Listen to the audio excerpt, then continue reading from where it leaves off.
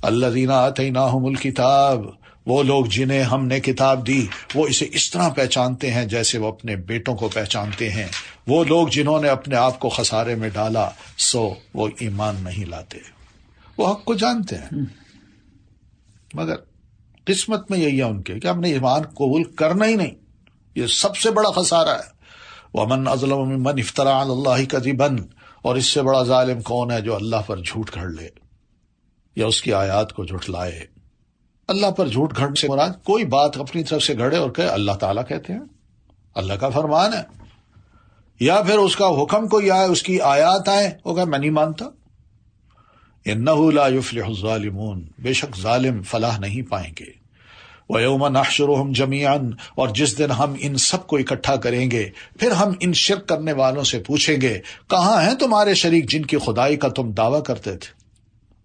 ثُمَّ لَمْ تَكُنْ فِتْنَتُهُمْ، پھر اس پر ان کا عذر بس یہی ہوگا کہ وہ کہیں گے قسم اللہ کی جو رب ہے ہمارا، ہم شرک کرنے والے نہیں تھے.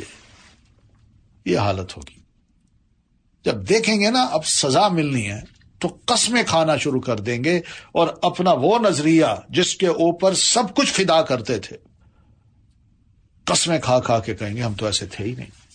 انظر، دیکھیے کس طرح انہوں نے اپنے نفسوں پر جھوٹ بولا، مان گئے کہ ہم غلط تھے. وَضَلَّ عَنْهُمْ مَا كَانُوا يَفْتَرُونَ، اور گم ہو گئے ان سے وہ خدا جو وہ گھڑا کرتے تھے. کہاں ہیں وہ؟ کہاں وہ شریکائن کی مدد کریں؟ وَمِنْهُمْ مَنْ يَسْتَمِعُ إِلَيْكَ، اور ان میں سے کوئی وہ ہے جو آپ کی طرف کان لگاتا ہے، اور ہم نے ان کے دلوں پر پردے ڈال دیے. صرف کان لگا کے سنتا ہے، دل میں یہ بات نہیں اترتی آپ کی کہ وہ اسے سمجھ ہی نہ سکیں. ہم نے ان کے دلوں پر پردے ڈال دیے ہیں کہ وہ اسے سمجھ ہی نہ سکیں، اور ان کے کانوں میں بوجھ ہے. یعنی قرآن کی بات، رسول کی بات ان کو اچھی نہیں لگتی، بڑی بوجھل لگتی ہے. یار کہاں آ گیا ہوں میں تو بور ہو رہا ہوں، میرا تو وقت ضائع ہو رہا ہے، مجھے یہ باتیں اچھی نہیں لگتی. دنیا کہاں پہنچ گئی اور یہ ہمیں 1500 سال پیچھے لے جانا چاہتا ہے. اور اگر وہ دیکھ لیں ہر نشانی تب بھی اس پر ایمان نہیں لائیں گے.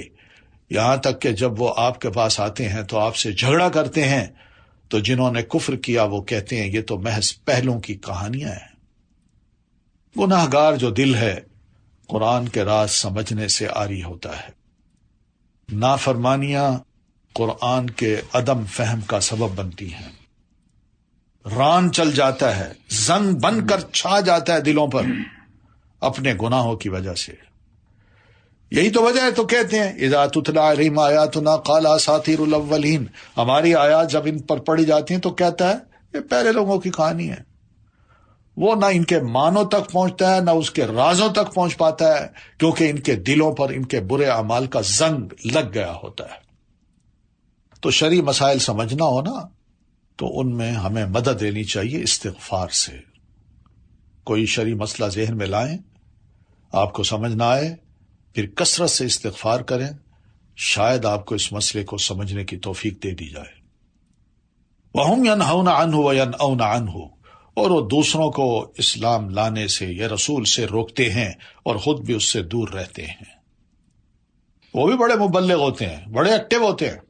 یہ نہیں ہے کہ وہ جناب مسلمان نہیں ہے، وہ بھائی نہیں، وہ اس کا نہ ہونا یہ مطلب نہیں ہے کہ وہ جس مسلک پر ہے یا جس مذہب پر ہے وہ بس آرام سے بیٹھا ہے گوشے میں، اس کو کوئی غرض نہیں ہے مسلمانوں سے. نہیں، بلکہ وہ دوسروں کو اس سے روکتے ہیں اور خود بھی اس سے دور رہتے ہیں، اور وہ محض اپنے آپ ہی کو ہلاک کر رہے ہیں، یعنی دوسرے کو گمراہ کر کے اور اپنے آپ کو صحیح راہ پہ نہ لا کے، اور وہ شعور نہیں رکھتے. وَلَوْ تَرَىٰ، اور اگر آپ انہیں اس وقت دیکھیں، روکنے والوں کو، دور رہنے والوں کو اسلام سے، اور اگر ایسے لوگوں کو اس وقت دیکھیں جب وہ آگ پر کھڑے کیے جائیں گے تو وہ کہیں گے اے کاش ہم لوٹا دیے جائیں اور ہم اپنے رب کی آیات کو نہ جھٹلائیں اور ہم مومنوں میں سے ہو جائیں. ایک بار دنیا میں اللہ بھیج دے پھر ہم واقعی مان لیں گے اور مومن بن جائیں گے. بل بدا لہم ما کانوا یخفون من قبل، بلکہ وہ سب ظاہر ہو جائے گا ان کے لیے جو وہ اس سے پہلے چھپاتے تھے. اور اگر وہ دنیا میں لوٹا بھی دیے جائیں تو بھی وہ ضرور وہی کچھ کریں گے جس سے وہ روکے گئے تھے، اور بے شک وہ یقیناً جھوٹے ہیں.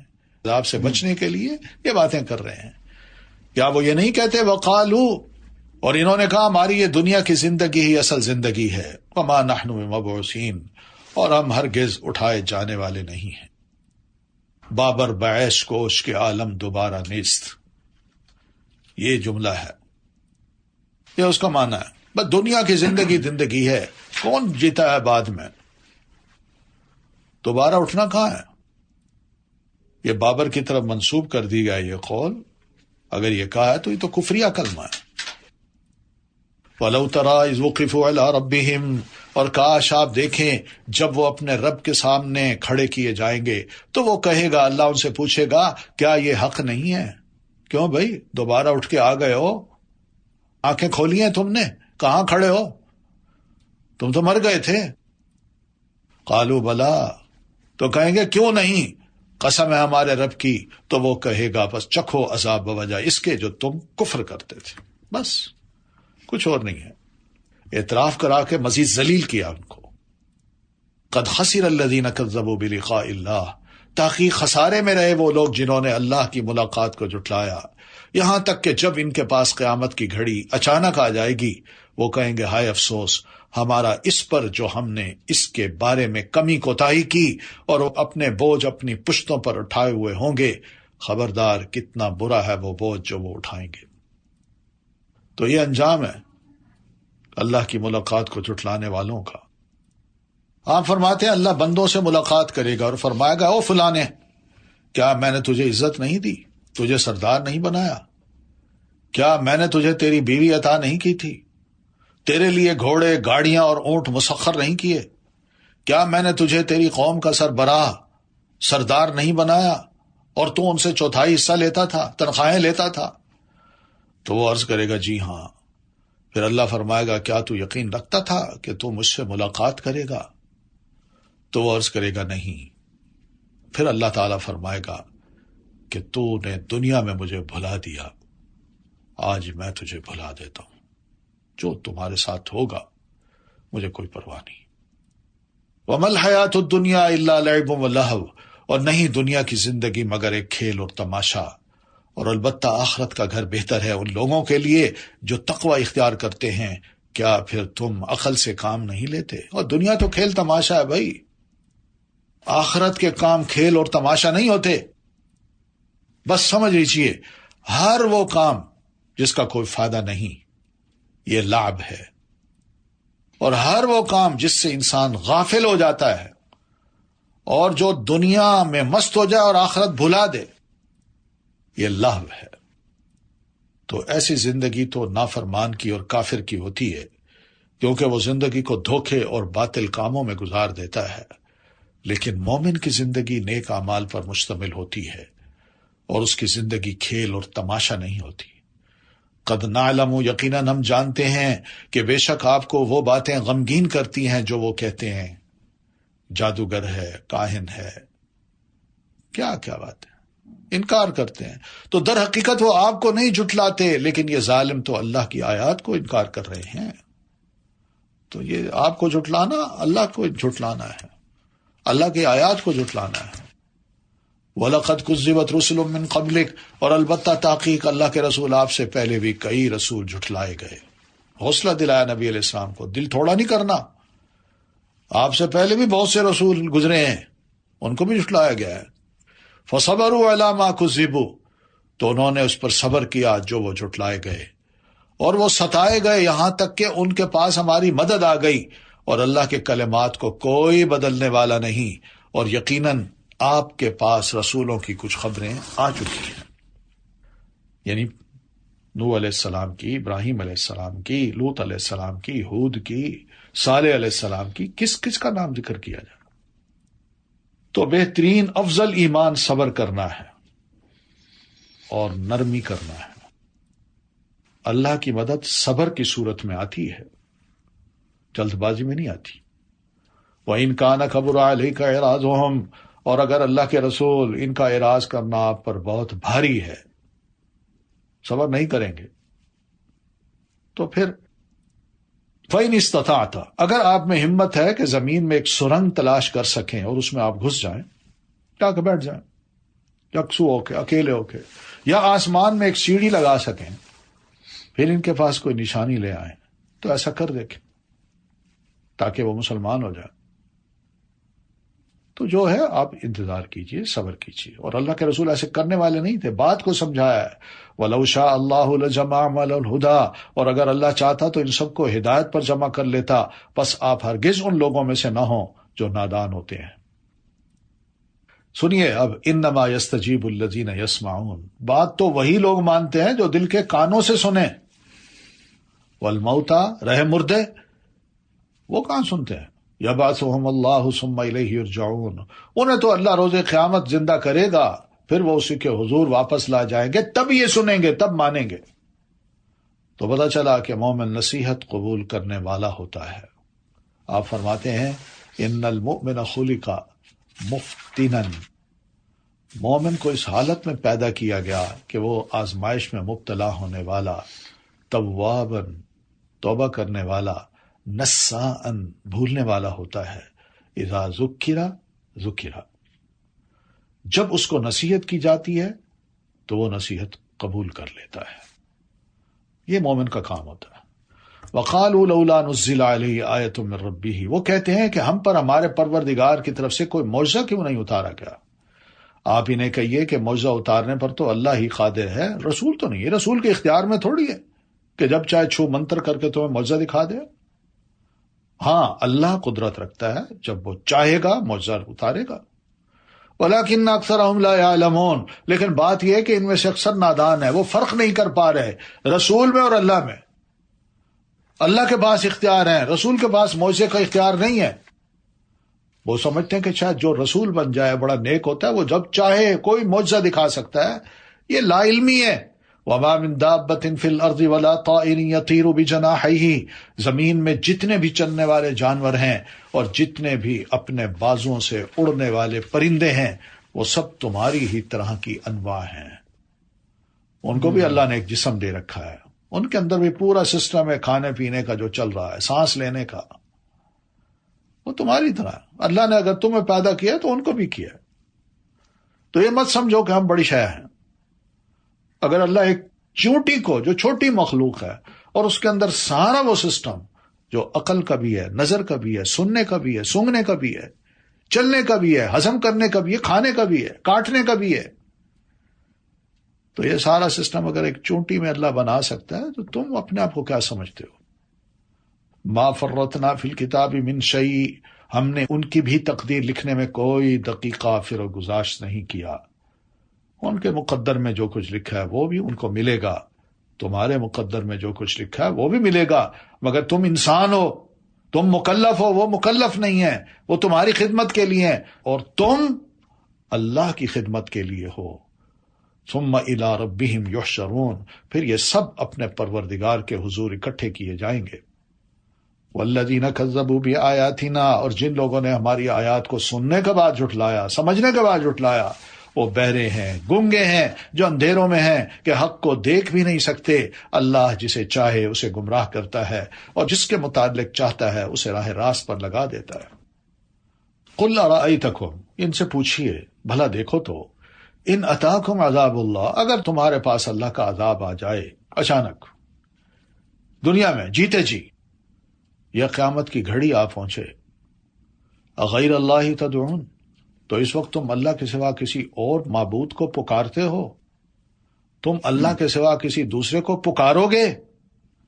ان کنتم صادقین، اگر تم اپنے اس نظریے میں سچے ہو کہ یہ بھی سنتے ہیں، یہ بھی بہت کرنے والے ہیں، بتائیے اللہ کا کوئی عذاب آ جائے تو کیا واقعی تم اللہ کو چھوڑ کے ان کو پکارو گے؟ بتائیے. یہ وبا ہے، اس وبا میں سارے خدا سب بند ہو گئے، کوئی ان کے پاس نہیں جا رہا، اس لیے کہ وہ کچھ کر ہی نہیں سکتے. یہ سب دکھانے کے لیے لوگوں کو ہے، دھوکہ ہے تمہارا. اب جو صورتحال بنی ہے اس وقت پوری دنیا میں جو وبا پھیلی ہوئی ہے، اب اس وقت ہر بندہ غور کر سکتا ہے. یہ اپنا فیصلہ ہے بھائی، خدا نہ خواستہ کوئی مقابلہ بازی نہیں ہے. مرنا ہم نے بھی ہے، دوسروں نے بھی مرنا ہے، اللہ کے پاس جانا ہے. آخرت کے لیے بندہ سوچے کہ میں جس نظریے کو لے کے چل رہا ہوں کیا واقعی وہ اللہ سے مجھے جوڑتا ہے یا اللہ سے کاٹ رہا ہے. اور جن کو میں نے خدائی کا درجہ دے رکھا تھا وہ اس وبا میں میرے کام آ رہے ہیں یا وہ خود بند ہو گئے ہیں، وہ بے بس نظر آتے ہیں، اور اس موقع پر صرف ایک آسمان والا ہی اللہ محسوس ہوتا ہے جو واقعی سب کچھ کر سکتا ہے، کوئی اور کچھ نہیں کر سکتا۔ بل یاہ تدعون، بلکہ اس وقت تم صرف اللہ ہی کو پکارو گے۔ یہی قرآن مجید تو کہتا ہے بھائی اس پہ لڑائی کس بات کی؟ سوچنا چاہیے، جو ہندو ہیں سکھ ہیں اس کم از کم سوچیں کیا ہے قرآن مجید میں، کس کی دعوت دی جا رہی ہے۔ کوئی ان خداؤں کو اس طرح سمجھائے کہ یہ بے بس ہیں، یہ کچھ نہیں کر سکتے، بس ان کی عبادت نہ کرو۔ جس نے تمہیں پیدا کیا ہے، تمہیں کھلا پلا رہا ہے، اس کی کر لو بس۔ وَيَكْشِفُ مَا تَدْعُونَ إِلَيْهِ إِن شَاءَ، پھر جس تکلیف کے لیے تم اسے پکارتے ہو اگر وہ چاہے تو اسے دور بھی کر دیتا ہے۔ اس وقت تو جنہیں تم شریک بناتے ہو انہیں بھول جاتے ہو، وہ یاد ہی نہیں آتے۔ وَلَقَدْ أَرْسَلْنَا إِلَىٰ أُمَمٍ مِّن قَبْلِكَ، اسی سبق کو سکھانے کے لیے آپ سے پہلے اللہ کے رسول ہم بہت سی قوموں کی طرف رسول بھیج چکے ہیں۔ پھر جب ان لوگوں نے نافرمانی کی، رسول کو نہ مانا، اللہ کو الہ واحد تسلیم نہ کیا، تو فَأَخَذْنَاهُمْ بِالْبَأْسَاءِ، تو ہم نے انہیں سختی اور تکلیف میں مبتلا کر دیا، لعلہم یتضرعون، تاکہ وہ عاجزی سے دعا کرے۔ یہ ہوتا ہے جب اللہ کی نافرمانی بڑھ جائے تو پھر اللہ کی طرف سے پکڑ آتی ہے، سختی اور تکلیف میں اللہ مبتلا کر دیتا ہے۔ کیوں؟ صرف اس لیے کہ وہ اب جہاں کہیں بھی ہوں اللہ کے حضور ہی گڑ گڑائیں، اس سے عاجزی سے دعا کریں، مانگیں اسی سے۔ ان کو پتہ چل جاتا ہے کہ اب ہمارے بنائے ہوئے خدا ہمارے کام کے نہیں ہیں، تو یہ اصل مقصد ہوتا ہے۔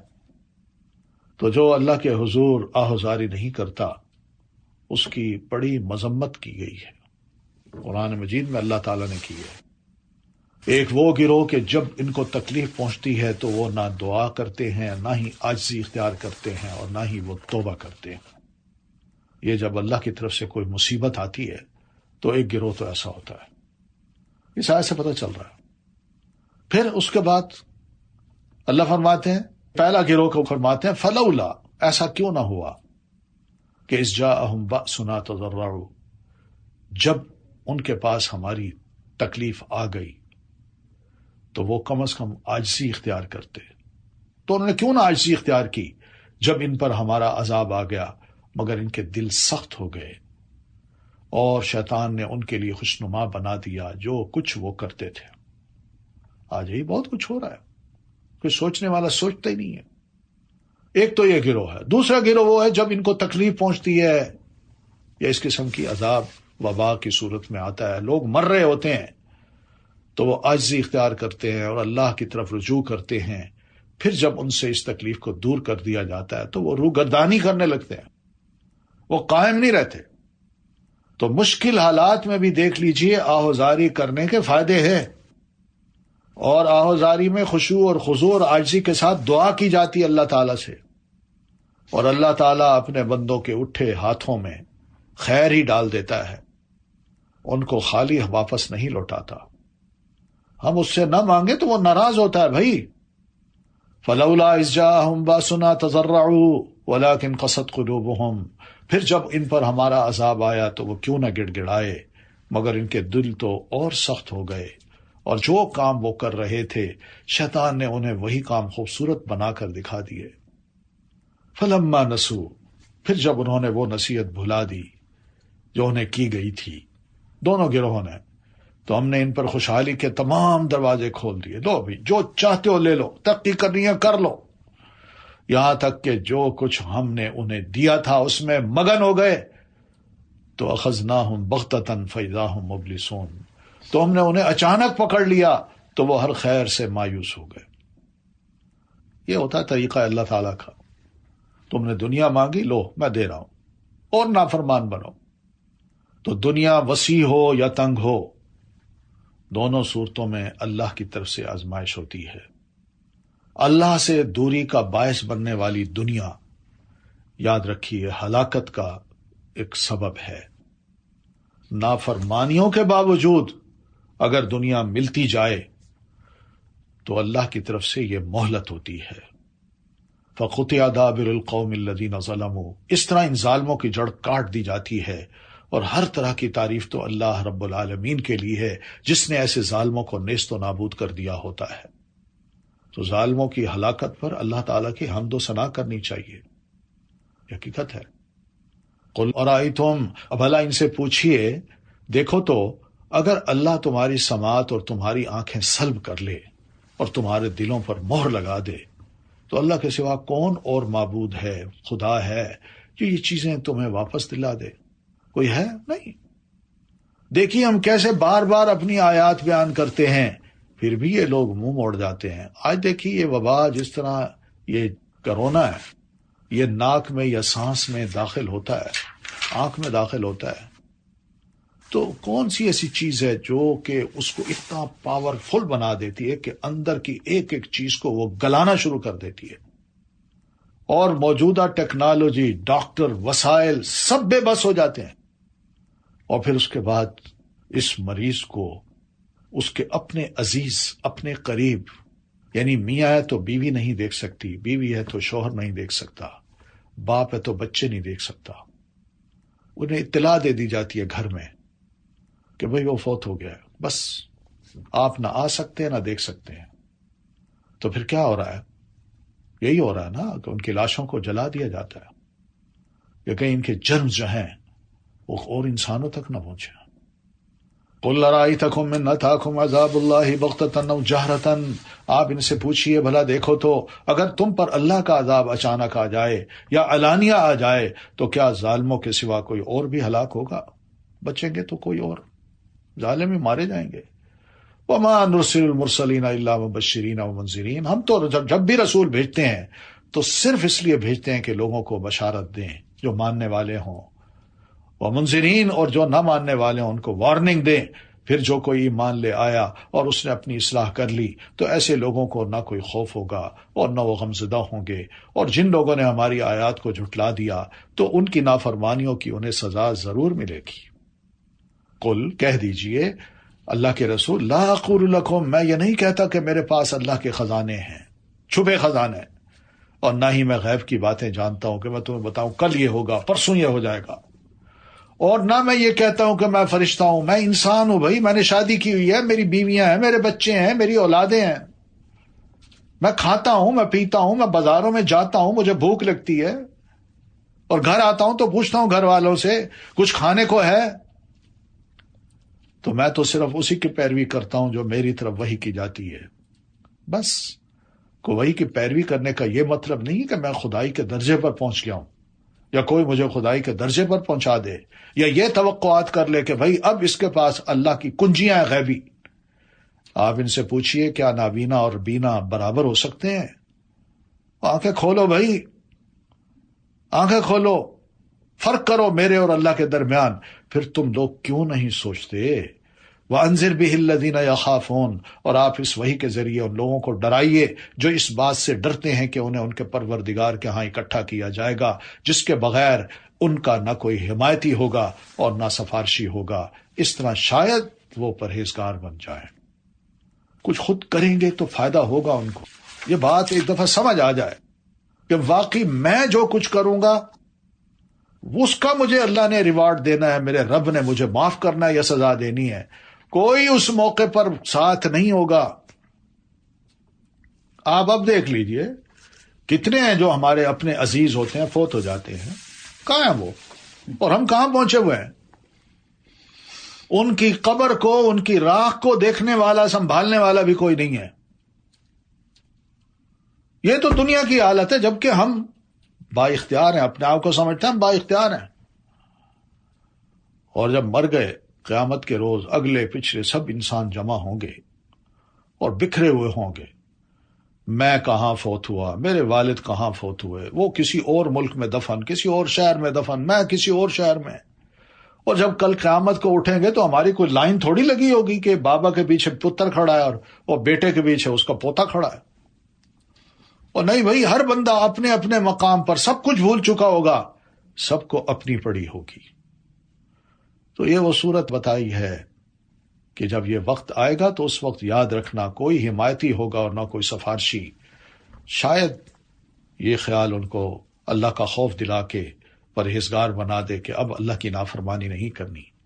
وَلَا تَطْرُدِ الَّذِينَ يَدْعُونَ رَبَّهُمْ، اور جو لوگ اللہ کی رضا چاہتے ہیں، مسلمان ہیں، اور وہ صبح و شام اپنے پروردگار کو پکارتے ہیں، اللہ کے رسول انہیں اپنے ہاں سے دور نہ کیجیے. یہ تو بڑے اچھے لوگ ہیں، ٹھیک ہے غریب ہیں مگر بڑے نیک لوگ ہیں، اللہ کے ہاں ان کا بڑا مقام ہے.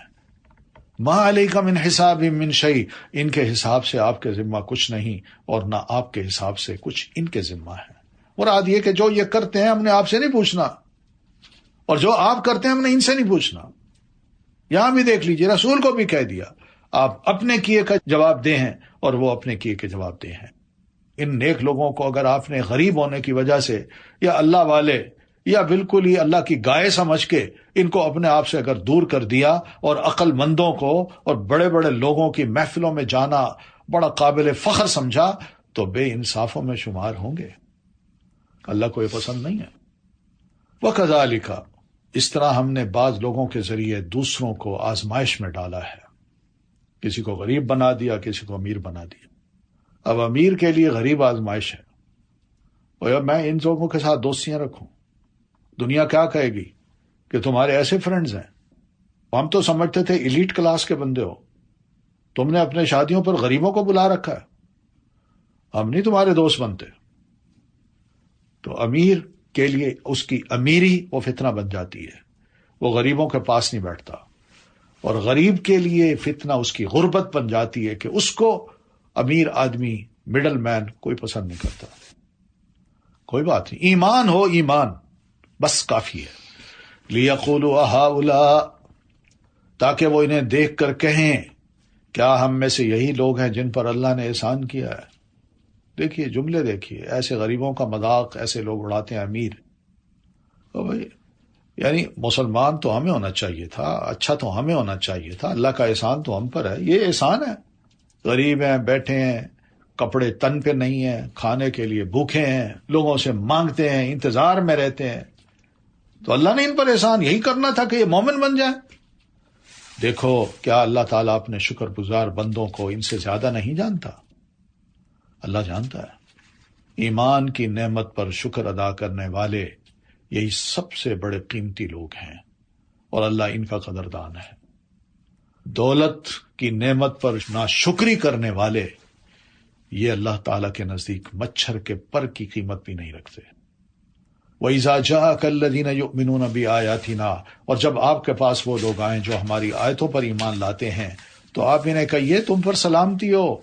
دیکھیے دعا دیجیے ان کو، السلام علیکم ورحمۃ اللہ، کتب ربکم علی نفس الرحمہ، تمہارے پروردگار نے اپنے اوپر رحمت کو لازم کر لیا ہے کہ تم میں سے کوئی شخص لا علمی سے کوئی برا کام کر بیٹھے پھر اس کے بعد وہ توبہ کر لے اور اپنی اصلاح کر لے تو یقیناً وہ معاف کر دینے والا اور رحم کرنے والا ہے.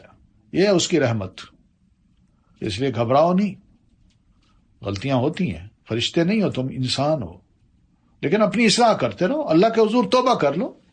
اور لا علمی میں اگر یہ کام ہو تو پھر تو کوئی مسئلہ ہی نہیں ہے، اللہ جانتا ہے. تو غلطی ہونے پر صبح و شام رب کا توبہ کا موقع دینا یہ بہت بڑی سعادت ہے ایک مسلمان کے لیے، اور بہت بڑی امید ہے. رات کے وقت اللہ تعالیٰ اپنا ہاتھ پھیلاتا ہے تاکہ دن کا گناہ گار توبہ کر لے، اور دن کو اپنا ہاتھ پھیلاتا ہے تاکہ رات کا گناہ گار توبہ کر لے. بس یہ پھیلاتا رہتا ہے یہاں تک کہ سورج مغرب سے طلوع ہو. یعنی یہ سلسلہ اس وقت تک چلے گا جب تک کہ سورج مغرب میں غروب ہوتا ہے نا، تو مغرب سے جب طلوع ہوا تو اس وقت اللہ نے ہاتھ پھیلانا بند کر دینا. تو غلطیوں پر ندامت ہو، اس کے ساتھ استغفار بھی ہو، یاد رکھیے. تو بہرحال آئندہ کی زندگی، توبہ کے بعد آئندہ کی زندگی بہتر بنانے کی بھی کوشش کرنی چاہیے. وَكَذَلِكَ نُفَصِّلُ الْآيَاتِ، اور اسی طرح ہم اپنے احکام واضح طور پر بیان کرتے ہیں، اور اس لیے بھی کہ مجرموں کی راہ بالکل نمایاں ہو جائے. کون ہمارے احکام کو مانتا ہے اور کون اس سے علیحدہ ہوتا ہے. جو مانتا ہے وہ صحیح معنوں میں مومن بن جاتا ہے، اور جو دوسری طرف جاتا ہے اس کے بارے میں پتہ چل جاتا ہے کہ مجرم ہے، گناہ گار ہے۔ قل انی نہیت ان اعبد الذین تدعون من دون اللہ، آپ ان سے کہہ دیجئے کہ مجھے اس بات سے روک دیا گیا ہے کہ میں ان کی عبادت کروں جنہیں اللہ کے سوا تم پکارتے ہو۔ آپ ان سے کہیے کہ میں تمہاری خواہشات کی پیروی نہ کروں گا، اور اگر ایسا کروں تب تو میں بہک گیا اور ہدایت یافتہ لوگوں میں سے نہ رہا۔ اللہ کا نبی ہوں، میں تو تمہاری اصلاح کرنے کے لیے آیا ہوں، نہ کہ یہ میں تمہاری خواہشات کی پیروی کروں۔ تمہیں اپنی خواہشات ایک طرف رکھ کے اللہ کا بندہ بننا چاہیے، اللہ کی چاہت کو پسند کرنا چاہیے، ورنہ میں تمہارے پیچھے لگ گیا تو یہ تو صحیح راہ نہیں ہوگی میری۔ قل، کہہ دیجئے میں اپنے پروردگار کی طرف سے روشن دلیل پر قائم ہوں، یعنی وحی پر جسے تم نے جھٹلا دیا ہے۔ میں وحی کے مطابق اپنی زندگی گزار رہا ہوں، وحی کے مطابق کہہ رہا ہوں، عمل کر رہا ہوں، دعوت دے رہا ہوں، اور جس چیز کی تم جلدی کر رہے ہو یعنی عذاب کی، وہ میرے پاس نہیں ہے۔ ان الحکم الا للہ، سنو حکم تو صرف اللہ ہی کا ہے، میرا نہیں چلتا۔ یخص الحق وهو خیر الفاصلین، جو حق ہی بیان کرتا ہے اور وہی بہترین فیصلہ کرنے والا ہے۔ قل، آپ ان سے یہ بھی کہیے کہ جس چیز کی تم جلدی مچا رہے ہو، ہم نہیں مان رہے، تم کہتے ہو عذاب آئے گا، عذاب آئے گا، کب آئے گا؟ آئے نا۔ اگر وہ میرے اختیار میں ہوتی تو میرے اور تمہارے درمیان کب کا قصہ پاک ہو چکا ہوتا۔ واللہ اعلم بالظالمین، مگر یہ اللہ کا حوصلہ ہے کہ وہ تمہیں موقع دے رہا ہے، اور اللہ ظالموں کے متعلق خوب جانتا ہے کہ ان سے میں نے کیا اور کب معاملہ کرنا ہے۔ یہ مکی زندگی ہے نا، تو اس وجہ سے